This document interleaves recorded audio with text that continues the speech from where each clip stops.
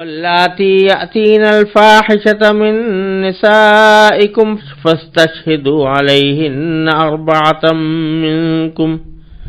فإن شهدوا فأمسكوهن في البيوت حتى يتوفاهن الموت أو يجعل الله لهن سبيلا واللذان يأتيانها منكم فآذوهما فإن تابا وأصلحا فأعرضوا عنهما إن الله كان توابا رحيما إنما التوبة على الله للذين يعملون السوء بجهالة ثم يتوبون من قريب فأولئك يتوب الله عليهم وكان الله عليما حكيما وليست التوبة للذين يعملون السيئات حتى إذا حضر أحدهم الموت قال إني تبت الآن ولا الذين يموتون وهم كفار أولئك أعتدنا لهم عذابا أليما۔ ان آیات کریمہ کا ترجمہ یہ ہے، تمہاری عورتوں میں سے جو بدکاری کا ارتکاب کریں ان پر اپنے میں سے 4 گواہ بنا لو، چنانچہ اگر وہ ان کی بدکاری کی گواہی دیں تو ان عورتوں کو گھروں میں روک کر رکھو یہاں تک کہ انہیں موت اٹھا کر لے جائے یا اللہ ان کے لیے کوئی اور راستہ پیدا کر دے۔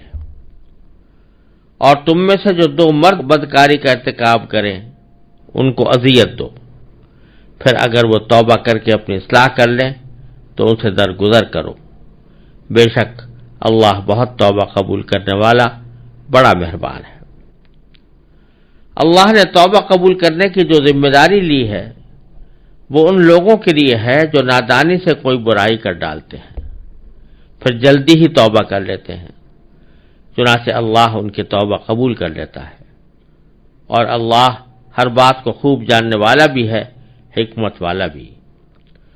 توبہ کی قبولیت ان کے لیے نہیں ہے جو برے کام کیے جاتے ہیں یہاں تک کہ جب ان میں سے کسی پر موت کا وقت آ کھڑا ہوتا ہے تو وہ کہتا ہے کہ میں نے اب توبہ کر لی ہے، اور نہ ان کے لیے ہے جو کفر کی حالت میں ہی مر جاتے ہیں، ایسے لوگوں کے لیے تو ہم نے دکھ دینے والا عذاب تیار کر رکھا ہے۔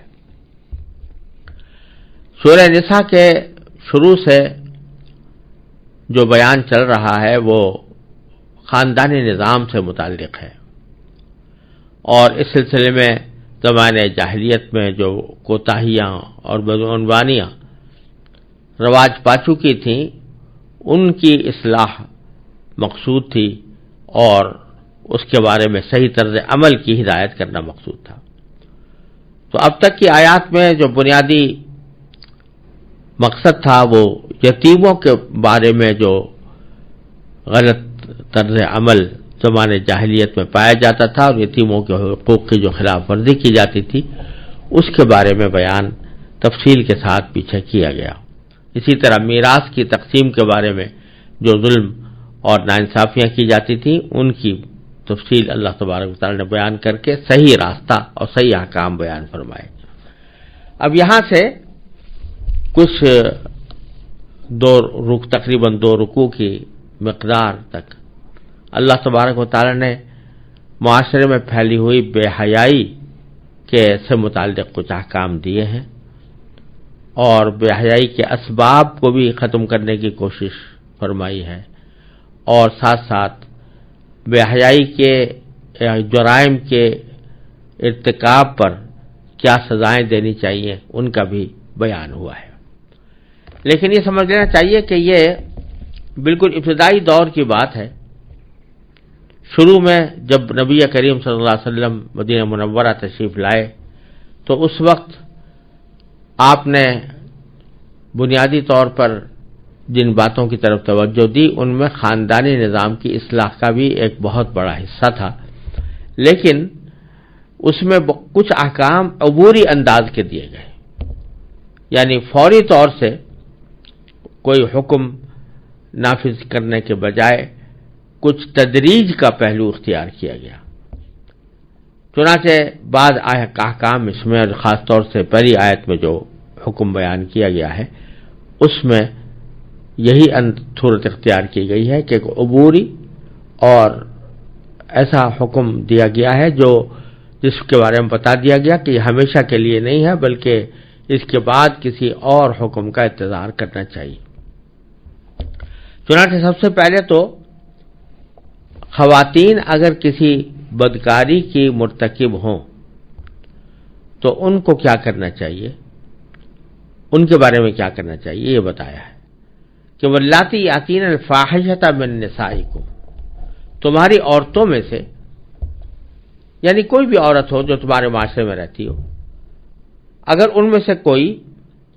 بدکاری کا ارتکاب کرے۔ فاحشہ کا لفظی معنی ہوتا ہے بے حیائی، اور بے حیائی کی جو بدترین صورت ہوتی ہے زناکاری، اس کے لیے یہ لفظ بکثرت استعمال ہوتا ہے، اور یہاں پر وہی مراد ہے کہ اگر تمہاری عورتوں میں سے کوئی بدکاری کا ارتکاب کرے،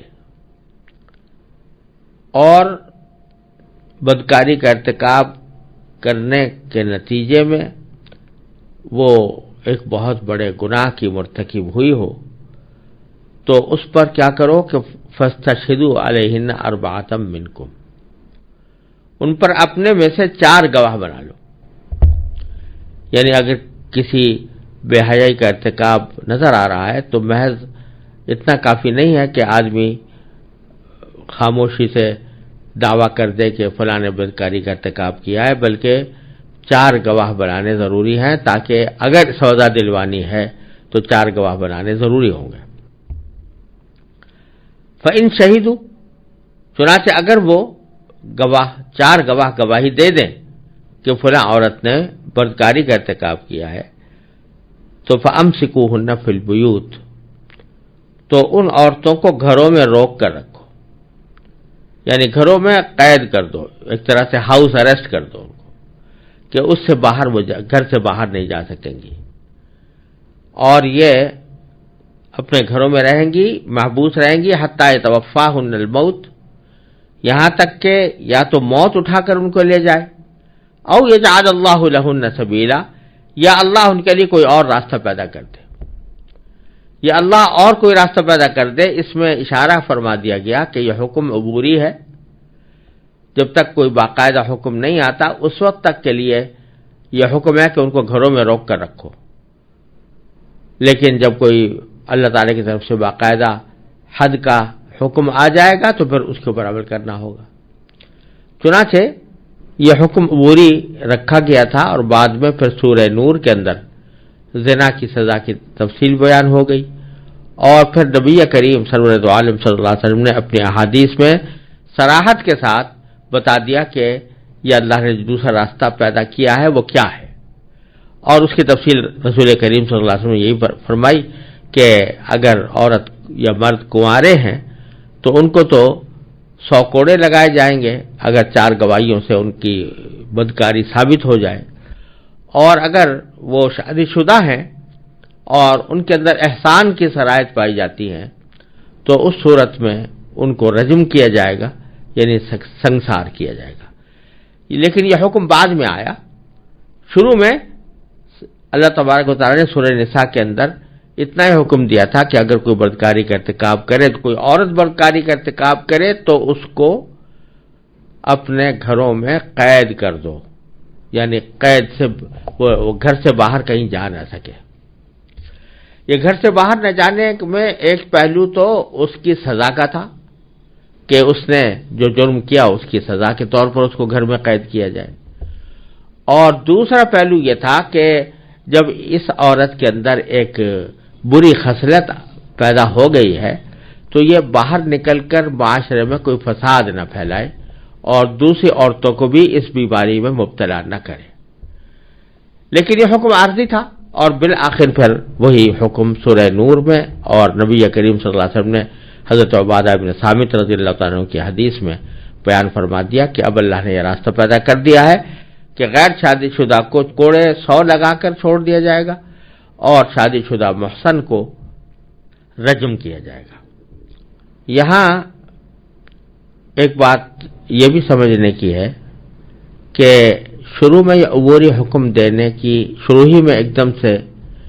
100 کوڑے کا حکم یا رجم کا حکم کیوں نازل نہیں کر دیا گیا،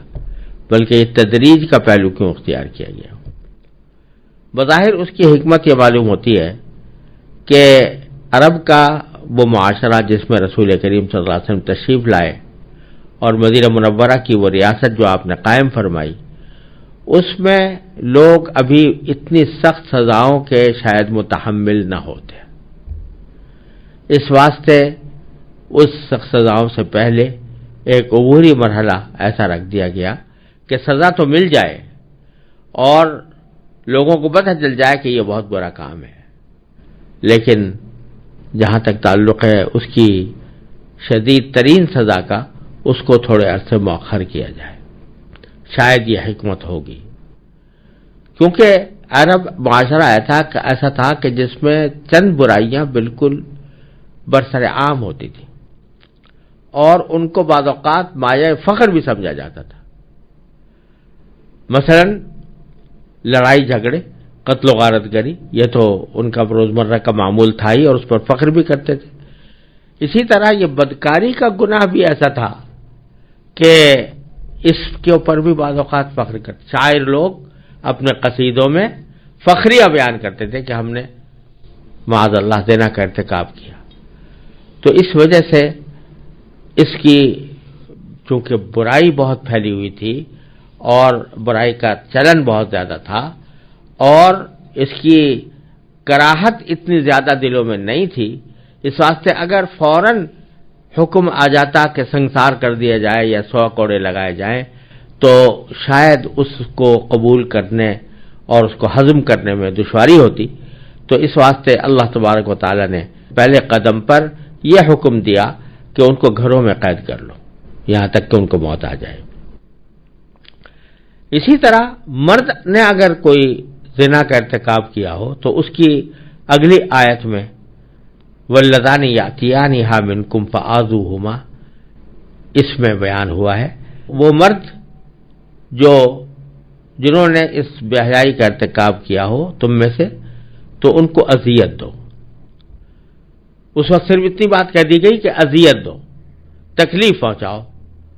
تکلیف پہنچانے کی کیفیت اس جگہ اللہ تعالیٰ نے بیان نہیں فرمائی، یہ بھی اسی تدریج کا حصہ تھا اور اس تدریج کے مطابق یہ فرمایا گیا کہ جب مرد و عورت مل کر کوئی گناہ کر لیں، زنا کر لیں، تو پھر ان کو اذیت دو۔ عورتوں کے بارے میں تو پہلے کہا گیا تھا کہ ان کو گھروں میں قید کر دو، مردوں کو گھروں میں قید کرنا تو مشکل ہے، لہذا ان کو اذیت دینے کا حکم دیا گیا کہ اذیت دو۔ اذیت کیا دو؟ مار پٹائی بھی اس میں داخل ہے اور قید کرنا بھی داخل ہے۔ حاصل اس کا یہ ہے کہ حاکم اپنے ثوابدید کے مطابق کوئی سزا دے۔ اور اس آیت کی ایک تفسیر بعض مفسرین نے اس طرح بھی کی ہے کہ یہاں پر مراد واللذان یاتیانھا سے میں مراد در حقیقت دو مردوں کا آپس میں بدکاری کرنا ہے، یعنی آپس میں خلاف فطرت ایک دوسرے کے ساتھ ہم جنسی کا عمل کرنا،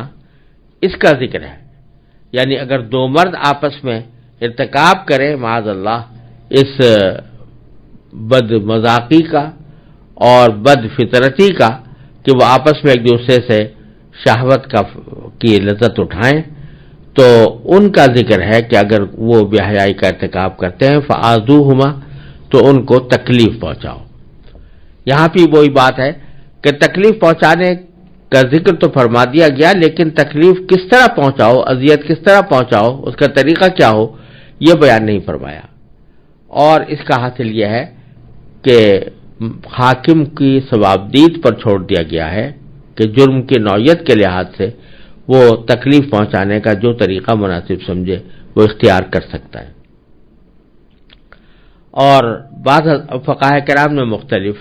سزائیں بھی مقرر کی ہیں کہ اسے کہیں اوپر سے نیچے گرا دیا جائے یا کسی بدبودار کمرے میں اس کو محبوس کر دیا جائے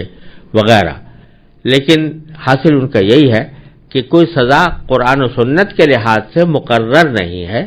بلکہ ایک تعزیر ہے اور حاکم اپنے ثوابدید کے مطابق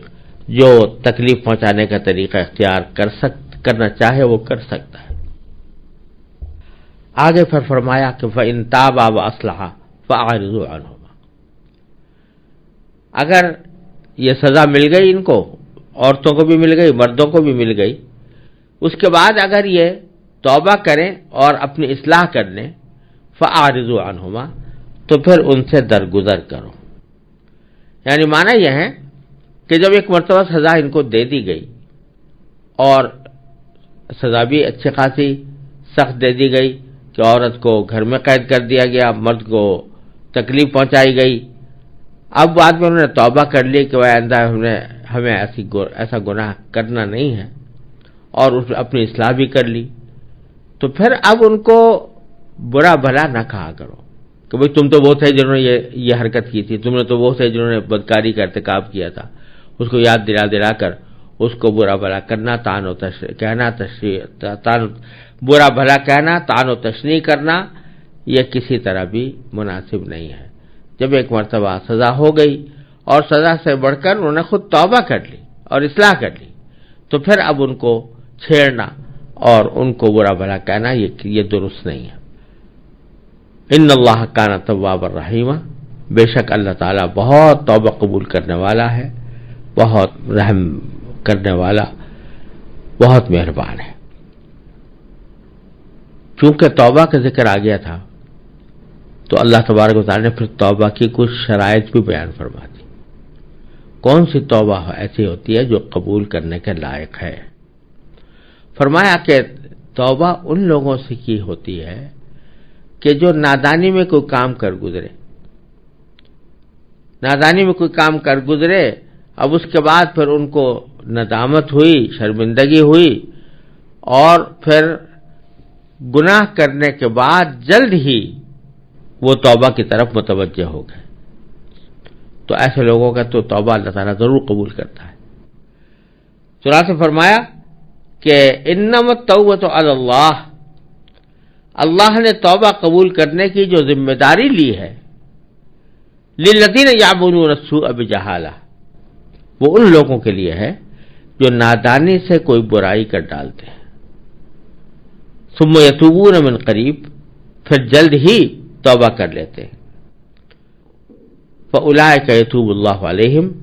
چنانچہ اللہ ان کی توبہ قبول کر لیتا ہے، وکان اللہ علیما حکیما، اور اللہ ہر بات کو خوب جاننے والا بھی ہے، حکمت والا بھی۔ پھر آگے اس کا منفی پہلو بیان فرمایا، کون سی توبہ ہے جو قبول نہیں ہوتی؟ اس کا حاصل یہ ہے کہ توبہ وہ قبول نہیں ہوتی کہ ساری زندگی آدمی گناہ کرتا رہا، بے حیائی کا ارتکاب کرتا رہا، معصیتوں میں مبتلا رہا، نافرمانی کرتا رہا، اور اس خیال میں رہا کہ آخر میں جا کے توبہ کر لوں گا۔ اب جب موت اس کے سامنے آ گئی، نزع کی حالت طاری ہو گئی، جان نکلنے لگی، اس وقت کہتا ہے کہ میں توبہ کرتا ہوں۔ تو خوب سمجھ لینا چاہیے کہ توبہ کا دروازہ یوں تو اللہ تعالیٰ نے ہر وقت کھلا رکھا ہے، لیکن جب انسان کے اوپر نزع کی کیفیت طاری ہو جائے، سکرات موت میں انسان مبتلا ہو جائے، اس وقت توبہ کا دروازہ بند ہو جاتا ہے، پھر توبہ نہیں ہو سکتی، کیونکہ جو کچھ عمل کا وقت تھا وہ گزر گیا، اب تو بدلے کا وقت آ رہا ہے، جزا کا وقت آ رہا ہے، اس واسطے اس وقت میں توبہ قبول نہیں ہوتی۔ تو باری تعالیٰ فرماتے ہیں وَلَيْسَتِ التَّوْبَةُ، اور توبہ نہیں ہوتی لِلَّذِينَ يَعْمَلُونَ السَّيِّئَاتِ، ان لوگوں کی کہ جو برائی کا کام کرتے رہتے ہیں، حَتَّى إِذَا حَضَرَ أَحَدَهُمُ الْمَوْتُ، یہاں تک کہ جب ان میں سے کسی کے پاس موت آ بیٹھتی ہے یا چلی آتی ہے، موت کا وقت آ کھڑا ہوتا ہے، تو قال انی تبت الآن، تو وہ کہتا ہے کہ انی تبت الآن، اب میں نے توبہ کر لی۔ تو ایسے لوگوں کی توبہ کیسے قبول ہوگی؟ کیونکہ یہ کوئی ندامت کی بات نہیں، یہ تو کھیل ہے کہ بھائی جب ساری زندگی توبہ کے بھروسے گناہ کرتے رہے، اور آخر میں جب موت کا سامنے آ کھڑی ہوئی، فرشتے نظر آنے لگے، نزع کی حالت طاری ہو گئی، اس وقت آدمی کہے کہ میں توبہ کرتا ہوں، تو یہ توبہ جھوٹی توبہ ہے، یہ اللہ تعالیٰ کو منظور نہیں۔ وَلَلَّذِينَ يَمُوتُونَ وَهُمْ كُفَّارٌ، اور اسی طرح ان لوگوں کی توبہ بھی قبول نہیں ہوتی